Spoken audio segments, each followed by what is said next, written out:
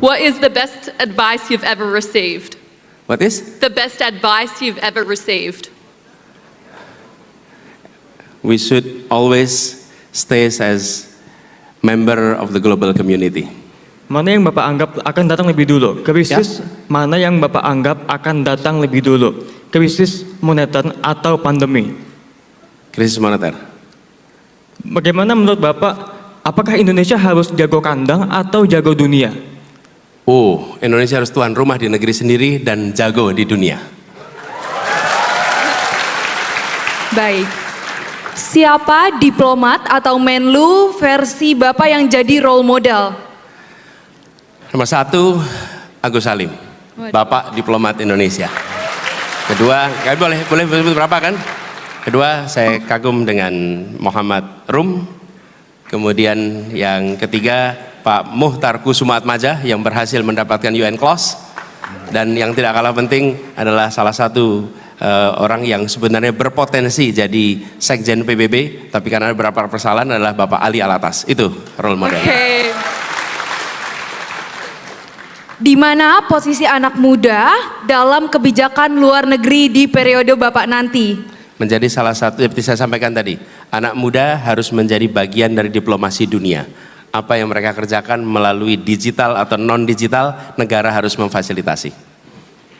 3 negara pertama yang akan Bapak kunjungi apabila Bapak menjadi presiden. That's the first.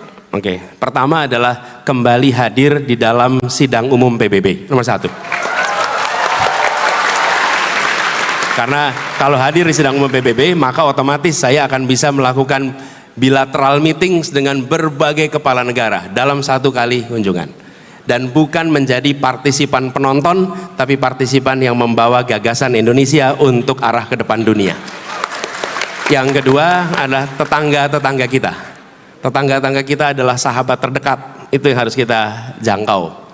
Dan yang berikutnya, yang ketiga, saya ingin bisa datang ke tanah Palestina. And the second is, Palestina merdeka dalam berapa tahun? 10, 20, atau 50 tahun kalau menurut Bapak?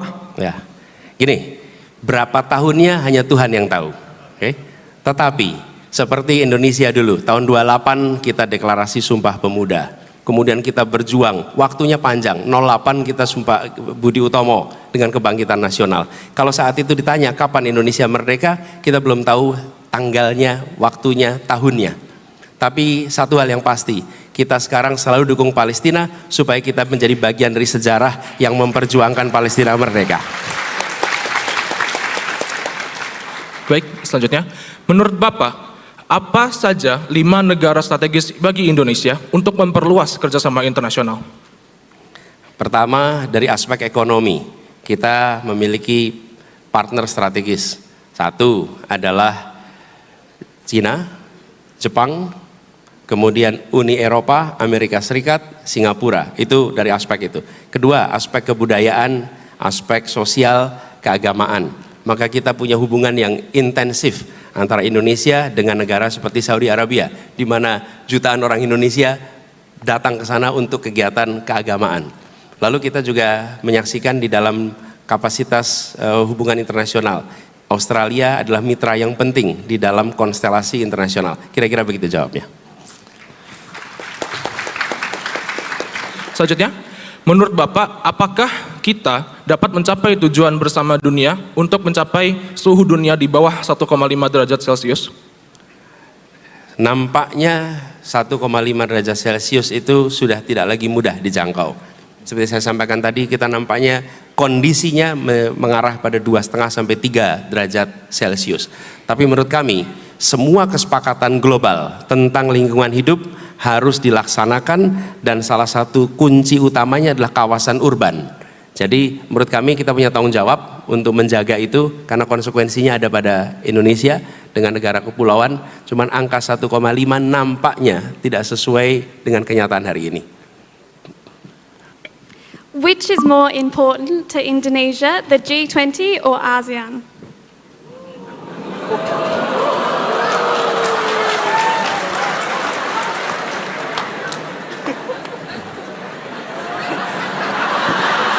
The ambassadors are looking at you now. Benedetto. Ya, ambassadors and friends, can you take off your headset, Pak? No, just kidding. Just kidding. Ya, I think menurut saya dengan Indonesia sebagai sebuah negara di Asia Tenggara yang bersahabat, kita harus menjaga prioritas pada ASEAN.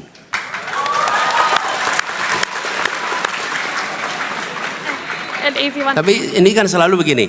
Ini bukan apa mutually eksklusif. Tapi kalau ditanya harus milih, ASEAN dulu baru G20. Apa tuh mutually eksklusif itu bahasa Indonesianya apa?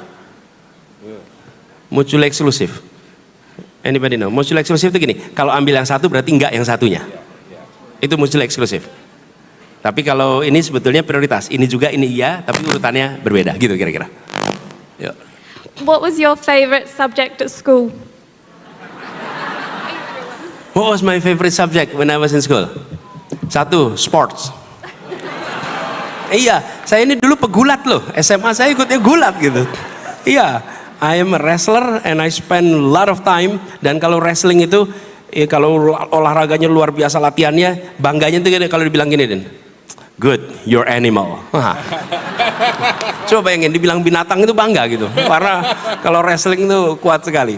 Nomor satu sports, yang kedua saya senang sejarah, yang ketiga like it or not saya senang matematika.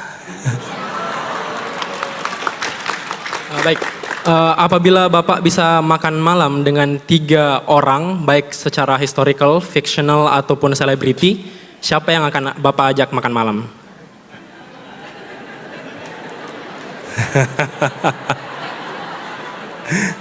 Berapa orang? 3 Pak. 3 orang makan malam. Oke, ini boleh fiksional? Boleh Pak. Boleh betul-betul imajinasi total? Iya Pak. Nggak harus hari ini ya? Nggak harus Pak.